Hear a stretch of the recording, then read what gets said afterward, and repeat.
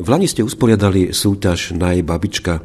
V tomto roku ste sa rozhodli zorganizovať súťaž Naj detko. Čo vám k tomu dalo podnet? Tak určite to bol úspech vlaňajšej akcie Naj babička.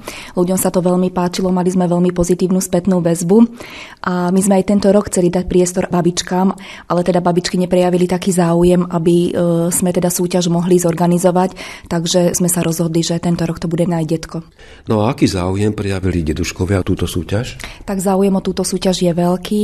Prihlásili sa skalickí detkovia vo vekovom rozmedzi od 60 do 71 rokov. A toto nám už spresní organizátorka súťaže Michaela Havelková. V akých disciplínach sa bude súťažiť? Predstavenie a vlastná prezentácia, voľná disciplína, tanec s tanečníčkou a test zručnosti. Takže predsa sa len predstavia babičky v tých tanečných disciplínach. Súťažiaci nebudú mať na tancovanie babičku, ale budú mať tanečníčku k dispozícii. Tak to môže byť napríklad aj vnúčka, hej? Áno, určite.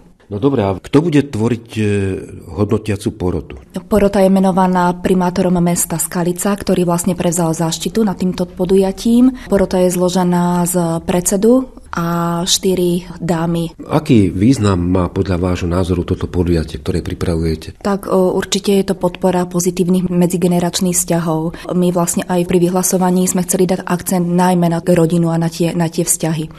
A chceli sme vyzdvihnúť životné skúsenosti, múdrosť našich seniorov. Na súťaž je vstup voľný, to znamená, že našich detkov a ich vnúčatá určite prídu podporiť manželky, deti, príbuzní, priatelia, známi a určite vytvoria súťaživú, pravodlivú atmosféru.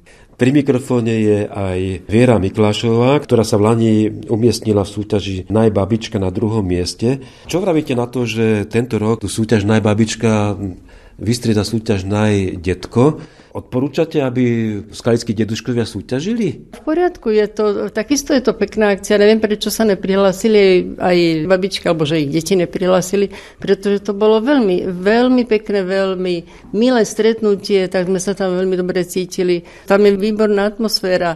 A v čom je plus tej súťaže, si myslíte? No, že môžu ukázať aj svoju šikovnosť, tam prezentujú aj, tak jak ja minulý rok som napríklad cvičila na tom pódiu, takže tam som mi predviedla, čo ma baví, takisto aj tí detkovia určite. No a máme tu veľmi až akých šikovných a zručných detkov. Ešte termín, kedy a kde bude toto podujatie? V priestoroch Kultúrneho domu v Skalici 28. októbra.